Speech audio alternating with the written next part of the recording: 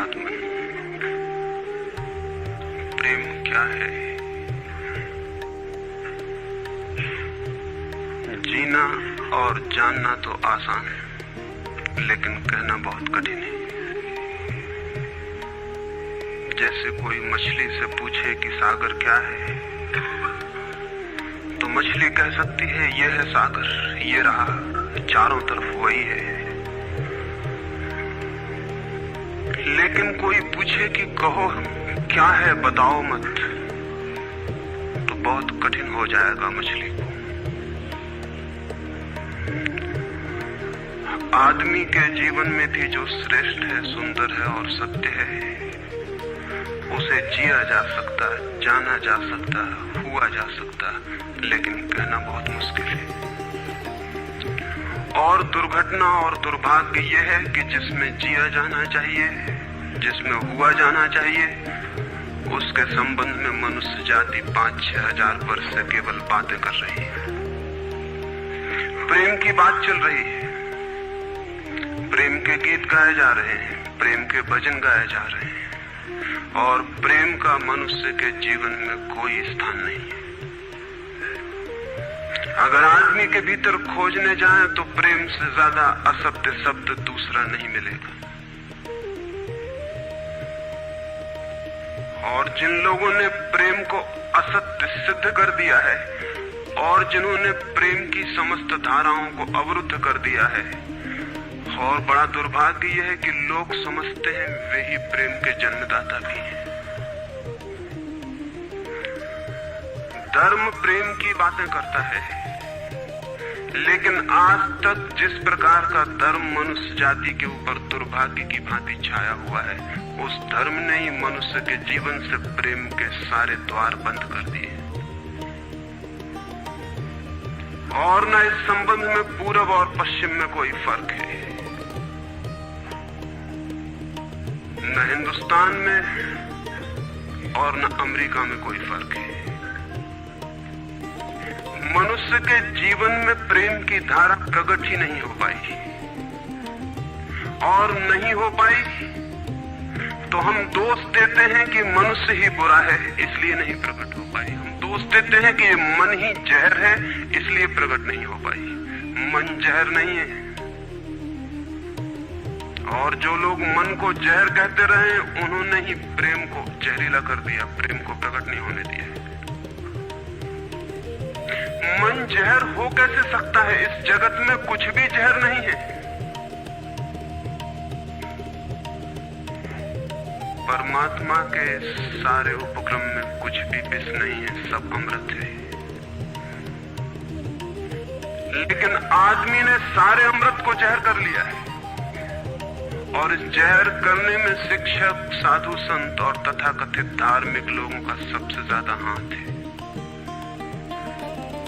इस बात को थोड़ा समझ लेना जरूरी है, क्योंकि अगर ये बात दिखाई न पड़े तो मनुष्य के जीवन में कभी भी प्रेम भविष्य में भी नहीं हो सकेगा।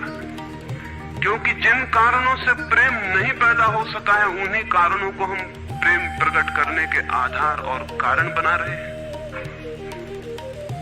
हालतें ऐसी हैं कि गलत सिद्धांतों को अगर हजारों वर्ष तक दोहराया जाए तो फिर हम ये भूल ही जाते हैं कि सिद्धांत गलत है, और दिखाई पड़ने लगता है कि आदमी गलत है, क्योंकि उन सिद्धांतों को पूरा नहीं कर पा रहा है। मैंने सुना है एक सम्राट के महल के नीचे से एक पंखा बेचने वाला गुजरता था और जोर से चिल्ला रहा था कि अनूठे और अद्भुत पंखे मैंने निर्मित किए। ऐसे पंखे कभी भी नहीं बनाए गए, ये पंखे कभी देखे भी नहीं गए। सम्राट ने खिड़की से झांक कर देखा कि कौन है जो अनूठे पंखे ले आए। सम्राट के पास सब तरह के पंखे थे, दुनिया के कोने कोने में जो मिल सकते थे। और नीचे देखा, गलियारे में खड़ा हुआ एक आदमी, साधारण 2-2 पैसे के पंखे होंगे, और चिल्ला रहा है कि अनूठे, अद्वितीय। उस आदमी को ऊपर बुलाया और पूछा कि इन पंखों में क्या खूबी है, दाम क्या है इन पंखों के। उस पंखे वाले ने कहा कि महाराज, दाम ज्यादा नहीं है, पंखे को देखते हुए दाम बहुत कम है, सिर्फ 100 रुपए का पंखा है। सम्राट ने कहा 100 रुपए? ये 2 पैसे का पंखा जो बाजार में जगह जगह मिलता है, 100 रुपए दाम, क्या है इसकी खूबी? उस आदमी ने कहा खूबी ये पंखा 100 वर्ष चलता है, 100 वर्ष के लिए गारंटी है, 100 वर्ष से कम में खराब नहीं होता है। सम्राट ने कहा इसको देख के तो ऐसा लगता है कि सप्ताह भी चल जाए पूरा तो मुश्किल है। धोखा देने की कोशिश कर रहे हो, सरासर बेईमानी, और वो भी सम्राट के सामने। उस आदमी ने कहा आप मुझे भली भांति जानते हैं, इसी गलिहारे में रोज पंखे बेचता हूं, 100 रुपए दाम है इसके, और अगर 100 वर्ष न चले तो जिम्मेदार मैं हूं, रोज तो नीचे मौजूद होता हूं। फिर आप सम्राट हैं, आपको धोखा देके जाऊंगा कहां? वो पंखा खरीद लिया गया। सम्राट को विश्वास तो न था, लेकिन आश्चर्य भी था कि यह आदमी सरासर झूठ बोल रहा है, किस बल पर बोल रहा है। पंखा 100 रुपए में खरीद लिया गया और उससे कहा कि 7वें दिन तुम उपस्थित हो जाना। 2-4 दिन में ही पंखे की डंडी बाहर निकल गई, 7वें दिन तो वो बिल्कुल मुर्दा हो गए। लेकिन सम्राट ने सोचा कि शायद पंखे वाला आएगा नहीं, लेकिन ठीक समय पर 7वें दिन वो पंखे वाला हाजिर हो गया। उसने कहा कहो महाराज। उन्होंने कहा कहना नहीं है, ये पंखा पड़ा हुआ है टूटा हुआ, ये 7 दिन में ये गति हो गई, तुम कहते 100 वर्ष चलेगा? पागल हो या धोखेबाज क्या हो? उस आदमी ने कहा कि मालूम होता है आपको पंखा चलना नहीं आता है। पंखा तो 100 वर्ष चलता ही, पंखा तो गारंटीड है। आप पंखा चलते कैसे थे? सम्राट ने कहा और भी सुनो, अब मुझे ये भी सीखना पड़ेगा कि पंखा कैसे किया जाता है। उस आदमी ने कहा कृपा करके बताइए कि इस पंखे की गति 7 दिन में ऐसी कैसे बना दी आपने, किस भांति पंखा किया? सम्राट ने पंखा उठा के करके दिखाया कि इस भांति मैंने पंखा किया। उस आदमी ने कहा समझ गया, भूल, इस तरह पंखा नहीं किया जाता। सम्राट ने कहा और क्या रास्ता है पंखा चलने का? उस आदमी ने कहा पंखा पकड़िए सामने और सिर को हिलाइए। पंखा 100 वर्ष चलेगा, आप समाप्त हो जाएंगे लेकिन पंखा बचेगा। पंखा गलत नहीं है, आपके चलने का ढंग गलत है। ये आदमी पैदा हुआ है 5-6 हजार या 10 हजार वर्ष की संस्कृति का, ये आदमी फल है, लेकिन संस्कृति गलत नहीं है, ये आदमी गलत है। आदमी मरता जा रहा है रोज, और संस्कृति की दुहाई चलती चली जाती है कि महान संस्कृति, महान धर्म, महान सब कुछ, और उसका ये फल है। आदमी उसी संस्कृति से गुजरा है और ये परिणाम है उसका। लेकिन नहीं, आदमी गलत है और आदमी को बदलना चाहिए अपने को। और कोई कहने की हिम्मत नहीं उठाता कि कहीं ऐसा तो नहीं है कि 10,000 वर्षों में जो संस्कृति और धर्म आदमी को प्रेम से नहीं भर पाए, वो संस्कृति और धर्म गलत हो। और अगर 10,000 वर्षों में आदमी प्रेम से नहीं भर पाया, तो आगे कोई संभावना है इसी धर्म और इसी संस्कृति के आधार पर कि आदमी कभी प्रेम से भर जाए? 10,000 वर्षों में जो नहीं हो पाया, वो आगे भी 10,000 वर्षों में होने वाला नहीं है, क्योंकि आदमी यही है, कल भी यही होगा। आदमी हमेशा से यही है और हमेशा यही होगा। और संस्कृति और धर्म जिनके हम नारे दिए चले जाते हैं, संतों और महात्माओं की जिनकी दुहाइयां दिए चले जाते हैं, सोचने के लिए हम तैयार नहीं कि कहीं हमारा बुनियादी चिंतन की दिशा ही तो गलत नहीं है। मैं कहना चाहता हूं कि वो गलत है, और गलत सबूत है ये आदमी। और क्या सबूत होता है? एक बीज को हम बोएं और फल जहरीले और कड़वे हों, तो क्या सब सिद्ध होता है? सिद्ध होता है कि वो बीज जहरीला और कड़वा रहा होगा। हालांकि बीज में पता लगाना मुश्किल है कि उससे जो फल पैदा होंगे वो कड़वे पैदा होंगे। बीज में कुछ खोजबीन नहीं की जा सकती। बीज को तोड़ो फोड़ो, कोई पता नहीं चल सकता कि इससे जो फल पैदा होंगे वो कड़वे होंगे। बीज को वो 100 वर्ष लग जाएंगे, वृक्ष होगा, बड़ा होगा, आकाश में फैलेगा, तब फल आएंगे और तब पता चलेगा कि वे कड़वे हैं। 10,000 वर्ष में संस्कृति और धर्म के जो बीज बोए गए हैं, ये आदमी उसका फल है और ये कड़वा है और घृणा से भरा हुआ है।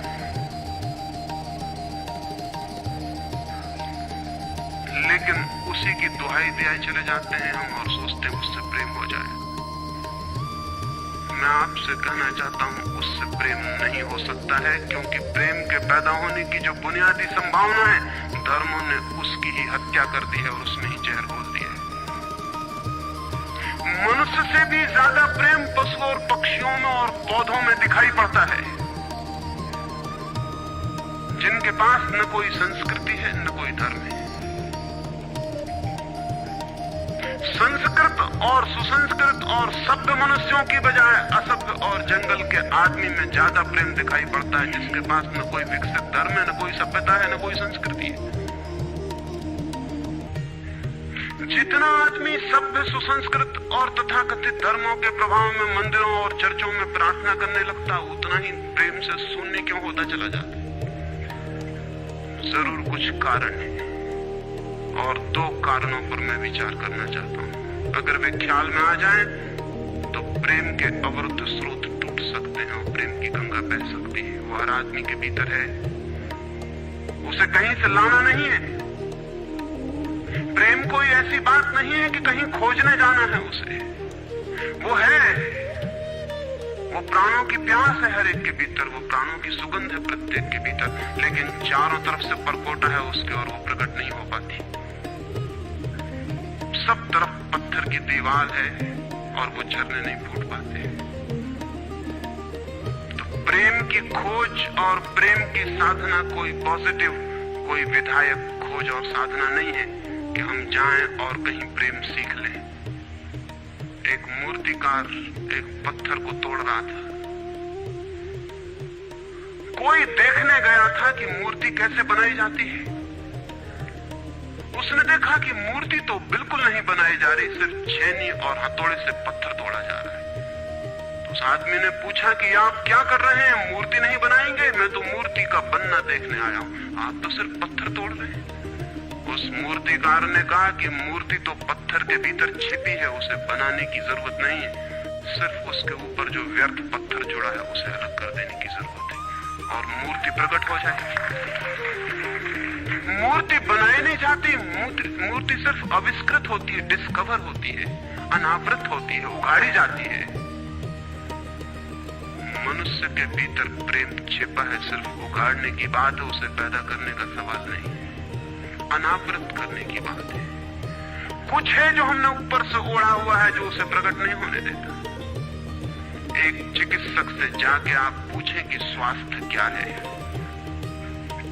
और दुनिया का कोई चिकित्सक नहीं बता सकता कि स्वास्थ्य क्या है। बड़े आश्चर्य की बात है, स्वास्थ्य पर ही तो सारा चिकित्सा शास्त्र खड़ा है, सारी मेडिकल साइंस खड़ी है, और कोई नहीं बता सकता कि स्वास्थ्य क्या है। लेकिन चिकित्सक से पूछें कि स्वास्थ्य क्या है, तो वो कहेगा बीमारियों के बाबत हम बता सकते हैं कि बीमारियां क्या हैं, उनके लक्षण हमें पता है, एक एक बीमारी का अलग अलग परिभाषा हमें पता है। स्वास्थ्य का हमें कोई भी पता नहीं है। इतना हम कह सकते हैं कि जब कोई बीमारी नहीं होती तो जो होता है वो स्वास्थ्य है। स्वास्थ्य तो मनुष्य के भीतर छिपा है, इसलिए मनुष्य की परिभाषा के बाहर है। बीमारी बाहर से आती है, इसलिए बाहर से परिभाषा की जा सकती है। स्वास्थ्य भीतर से आता है, उसकी कोई परिभाषा नहीं की जा सकती। इतना ही हम कह सकते हैं कि बीमारियों का अभाव स्वास्थ्य है। लेकिन ये स्वास्थ्य की कहां परिभाषा हुई? स्वास्थ्य के संबंध में तो हमने कुछ भी ना कहा कि बीमारियां नहीं है, तो बीमारियों के संबंध में कहा। सच ये है कि स्वास्थ्य पैदा नहीं करना होता है, या तो छिप जाता है बीमारियों में, या बीमारियां हट जाती हैं तो प्रकट हो जाता है। स्वास्थ्य हम में है, स्वास्थ्य हमारा स्वभाव है, प्रेम हम में है, प्रेम हमारा स्वभाव है। इसलिए ये बात गलत है कि मनुष्य को समझाया जाए कि तुम प्रेम पैदा करो। सोचना यह है कि प्रेम पैदा क्यों नहीं हो पा रहा है, बाधा क्या है, अड़चन क्या है, कहां रुकावट डाल दी गई। अगर कोई भी रुकावट ना हो तो प्रेम प्रकट होगा ही, उसे सिखाने की और समझाने की कोई भी जरूरत नहीं है। अगर मनुष्य के ऊपर गलत संस्कृति और गलत संस्कार की धाराएं और बाधाएं न हो तो हर आदमी प्रेम को उपलब्ध होगा ही, ये अनिवार्यता है। प्रेम से कोई बच ही नहीं सकता, प्रेम स्वभाव है। गंगा बहती है हिमालय से, बहेगी गंगा, उसके प्राण है, उसके पास जल है, वो बहेगी और सागर को खोज ही लेगी। न किसी पुलिस वाले से पूछेगी, न किसी पुरोहित से पूछेगी कि सागर कहाँ है। देखा किसी गंगा को चौरस्ते पर खड़े होकर पूछते कि सागर कहाँ है? उसके प्राणों में है छिपी सागर की खोज और ऊर्जा है, तो पहाड़ तोड़ेगी, मैदान तोड़ेगी और पहुंच जाएगी सागर तक। सागर कितने ही दूर हो, कितना ही छिपा हो, खोज ही लेगी। और कोई रास्ता नहीं है, कोई गाइड बुक नहीं है कि जिससे पता लगा ले कि कहां से जाना है, लेकिन पहुंच जाती है। लेकिन बांध बांध दिए जाएं, चारों तरफ परकोटे उठा दिए जाएं, प्रकृति की बाधाओं को तोड़ के तो गंगा सागर तक पहुंच जाती है, लेकिन अगर आदमी की इंजीनियरिंग की बाधाएं खड़ी कर दी जाएं तो हो सकता है गंगा सागर तक न पहुंच पाए। ये वेद समझ लेना जरूरी है। प्रकृति की कोई भी बाधा असल में बाधा नहीं है, इसलिए गंगा सागर तक पहुंच जाती है, हिमालय को काट के पहुंच जाती है। लेकिन अगर आदमी इजाद करे, इंतजाम करे, तो गंगा को सागर तक नहीं भी पहुंचने दे सकता है। प्रकृति का तो एक सहयोग है, प्रकृति तो एक हार्मनी है। वहां जो बाधा भी दिखाई पड़ती है वो भी शायद शक्ति को जगाने के लिए चुनौती है। वहां जो विरोध भी दिखाई पड़ता है वो भी शायद भीतर प्राणों में जो छिपा है उसे प्रकट करने के लिए बुलावा है। वहां शायद कोई बाधा नहीं है। वहां हम बीज को दबाते हैं जमीन में, दिखाई पड़ता है कि जमीन की एक परत बीज के ऊपर पड़ी है, बाधा दे रही, लेकिन वो बाधा नहीं दे रही। अगर वो परत ना होगी तो बीज अंकुरित भी नहीं हो पाएगा। ऐसे दिखाई पड़ता है कि एक परत जमीन की बीज को नीचे दबा रही है, लेकिन वो परत दबा इसलिए रही है ताकि बीज दबे, गले और टूट जाए और अंकुर बन जाए। ऊपर से दिखाई पड़ता है वो जमीन बाधा दे रही, लेकिन वो जमीन मित्र है और सहयोग कर रही बीज को प्रकट करने में। प्रकृति तो एक हार्मनी है, एक संगीतपूर्ण लयबद्धता है, लेकिन आदमी ने जो जो निसर्ग के ऊपर इंजीनियरिंग की है, जो जो उसने अपने यांत्रिक धारणाओं को ठोकने की और बिठाने की कोशिश की है, उससे गंगाएं रुक गई हैं, जगह जगह अवरुद्ध हो गई हैं। और फिर आदमी को दोष दिया जाता है। किसी बीज को दोष देने की जरूरत नहीं है। अगर वो पौधा न बन पाए तो हम कहेंगे कि जमीन नहीं मिली होगी, ठीक, पानी नहीं मिला होगा, ठीक, सूरज की रोशनी नहीं मिली होगी, ठीक। लेकिन आदमी के जीवन में खिल न पाए फूल प्रेम का तो हम कहते हैं तुम हो जिम्मेवार। और कोई नहीं कहता कि भूमि ना मिली होगी, ठीक, पानी ना मिला होगा, ठीक, सूरज की रोशनी ना मिली होगी, ठीक। इसलिए यह आदमी का पौधा अवरुद्ध रह गया, विकसित नहीं हो पाया, फूल तक नहीं पहुंच पाया।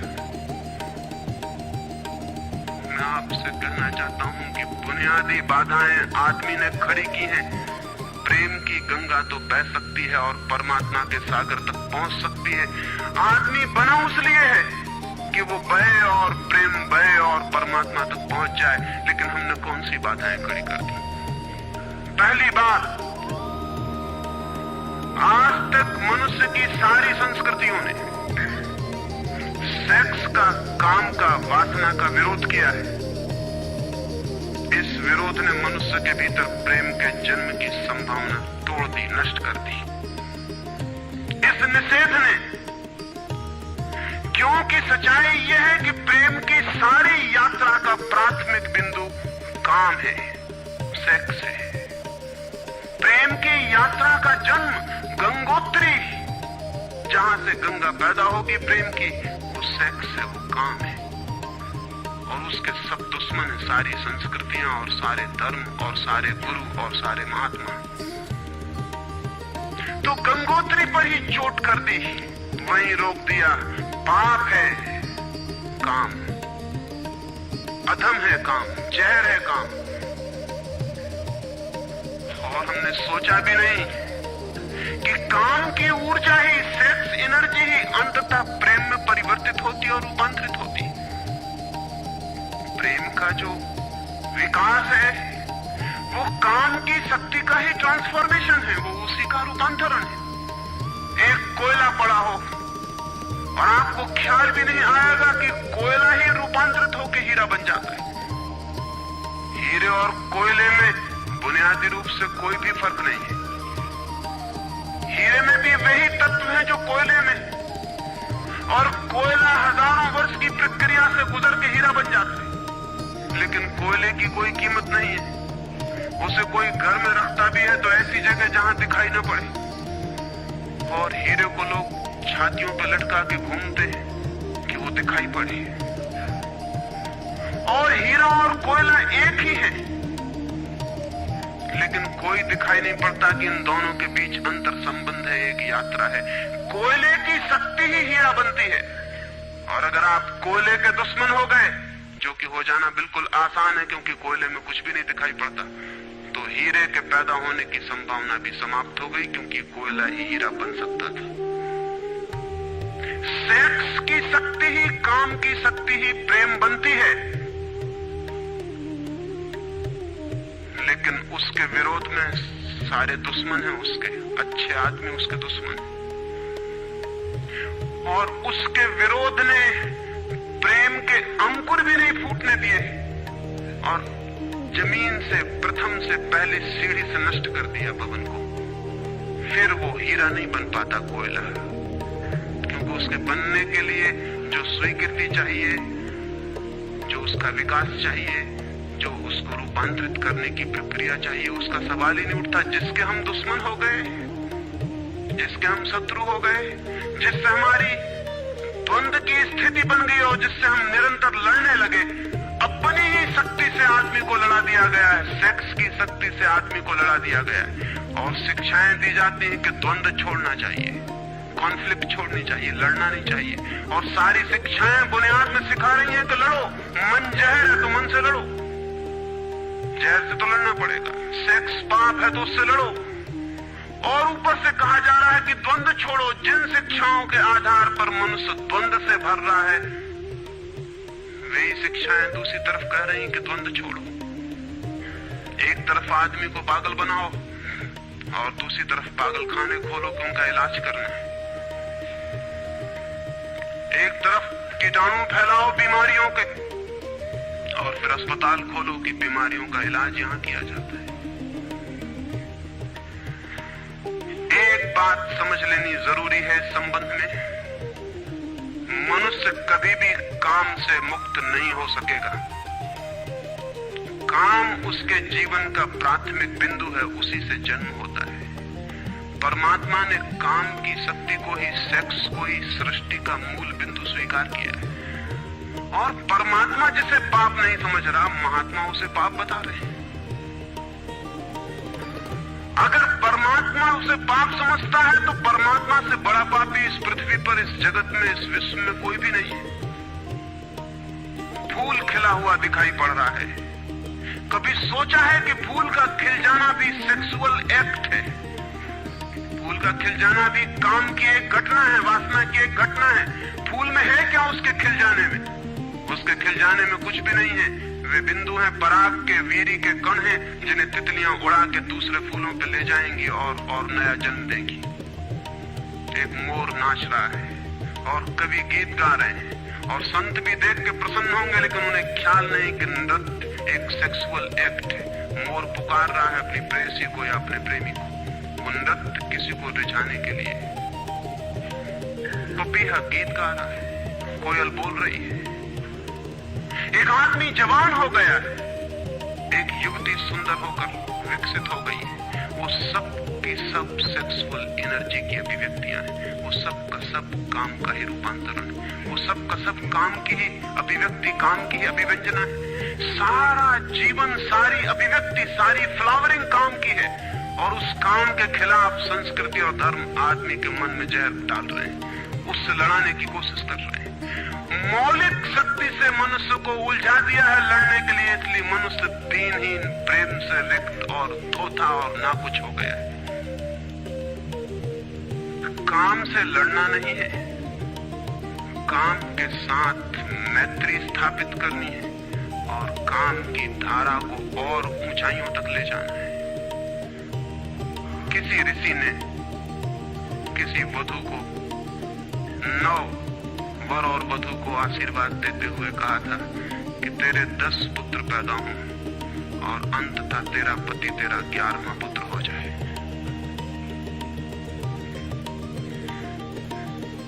वासना रूपांतरित हो तो पत्नी मां बन सकती है, वासना रूपांतरित हो तो काम प्रेम बन सकता है, लेकिन काम ही प्रेम बनता है। काम की ऊर्जा ही प्रेम की ऊर्जा में विकसित होती है, फलित होती है। लेकिन हमने मनुष्य को भर दिया है काम के विरोध में। इसका परिणाम यह हुआ कि प्रेम तो पैदा नहीं हो सका, क्योंकि वो तो आगे का विकास था, काम की स्वीकृति से आता। प्रेम तो विकसित नहीं हुआ और काम के विरोध में खड़े होने के कारण मनुष्य का चित्त ज्यादा से ज्यादा कामुक और सेक्सुअल होता चला गया। हमारे सारे गीत, हमारी सारी कविताएं, हमारे चित्र, हमारी पेंटिंग्स, हमारे मंदिर, हमारी मूर्तियां सब घूम फिर के सेक्स के आसपास केंद्रित हो गई। हमारा मन ही सेक्स के आसपास केंद्रित हो गया। इस जगत में कोई भी पशु मनुष्य की भांति सेक्सुअल नहीं है। मनुष्य 24 घंटे सेक्सुअल हो गया। उठते बैठते सोते जागते सेक्स ही सब कुछ हो गया। उसके प्राण में एक घाव हो गया, विरोध के कारण, दुश्मनी के कारण, शत्रुता के कारण। जो जीवन का मूल था उससे मुक्त तो हुआ नहीं जा सकता था, लेकिन उससे लड़ने की चेष्टा में सारा जीवन रुग्ण जरूर हो सकता था, वो रुग्ण हो गया है।